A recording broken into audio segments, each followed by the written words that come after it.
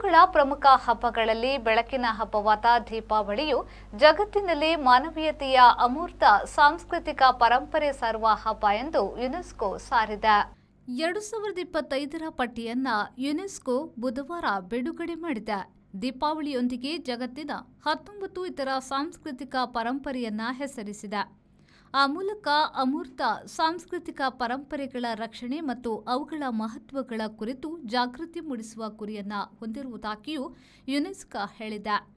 ದೀಪಾವಳಿಯೊಂದಿಗೆ ತಂಗೇಲ್ನ ಸಾಂಪ್ರದಾಯಿಕ ಸೀರೆ ನೇಯ್ಗೆ ಕಲೆ ಕೂಡ ಪಟ್ಟಿಯಲ್ಲಿ ಸ್ಥಾನ ಪಡೆದುಕೊಂಡಿದೆ. ಸಾಂಸ್ಕೃತಿಕ ಪರಂಪರೆ ಎಂಬುದು ಕೇವಲ ಸ್ಮಾರಕಕ್ಕಷ್ಟೇ ಸೀಮಿತವಲ್ಲ.